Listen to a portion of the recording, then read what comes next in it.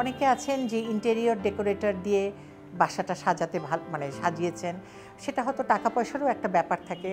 আমার আবার ওটা না।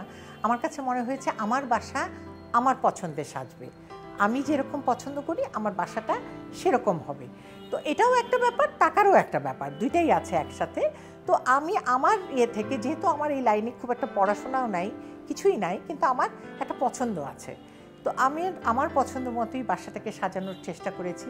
যে ড্রয়িং রুমের মধ্যে একটু ওপেন স্পেস রেখেছি, বিভিন্ন ধরনের ছবি আছে, এটা বিভিন্ন ধরনের শোপিস আছে, দেখবেন যে বিভিন্ন বেঞ্চি কেটে করেছি। তবে একটা পোর্শন এখানে আছে আমার দাদা এবং নানা দুইজনের দুটো জিনিস আমি রংপুর থেকে, আমার বাড়ি রংপুর, আমি চেয়ে নিয়ে এসেছি আমার মামাতো ভাইয়ের কাছ থেকে, আমার চাচাতো ভাইয়ের কাছ থেকে।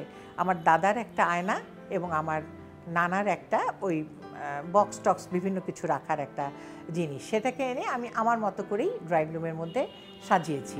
আর ডাইনিংয়ের যে আমার টেবিলটা, সেখানে আমি যেটা করেছি যে যেহেতু জায়গাটা ছোট, টেবিলটাকে আমি একটু ফোল্ডিং করেছি, যে যখন গেস্ট বেশি আসে ওটাকে উঁচু করে দিলে 4 জন বসা যায়, হাতে নিয়ে খাওয়া যায় অনেকে, এরকম। কিন্তু যখন আমরা সবসময় বাসায় থাকি এত বড় টেবিলের দরকার হয় না, তাতে করে আমার মনে হয় যে স্পেসটা বাঁচে, একটা স্পেসিংয়ের একটা ব্যাপার থাকে, স্পেসটা বাঁচে, এই জন্য আমি ওই টেবিলটাকে ছোট করে নিয়েছি।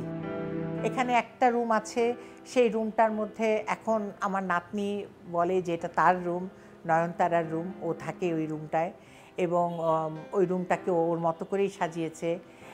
এবং ওর কিছু পেন্টিং, ও ছবি আঁকতে ভালোবাসে, কিছু পেন্টিং আমার মেয়েরও আঁকা আছে, আমার মেয়ে ছবি আঁকতে ভালোবাসে, ওর কিছু ছবি আমরা বাঁধাই করে রেখেছি।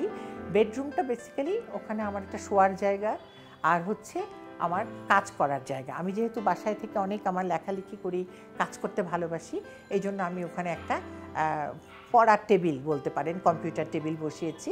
এরকম একটা আলমারি আছে, খুব ছোট টেলিভিশন আছে, অল্প জায়গায় আমার এইটুকুনি ওটার মধ্যে আছে। আর একটা রুম আছে, সেটা আমার মেয়ের রুম ছিল আগে, ওইটার মধ্যেও আমাদের এখন আমরা ওটাকে এক ধরনের একটা মডার্ন স্টোর রুম হিসেবে ব্যবহার করি আর কি। যেহেতু ও থাকে না, ওটা খালিই থাকে, ওটার মধ্যে বিভিন্ন একটু স্টাইলে আলমারি করে ওই জিনিসটাকে আমরা এখন মানে যাতে জিনিসপত্র কোনোটা বাইরে দেখা না যায় সেইভাবেই সাজানোর চেষ্টা করেছি। এরকম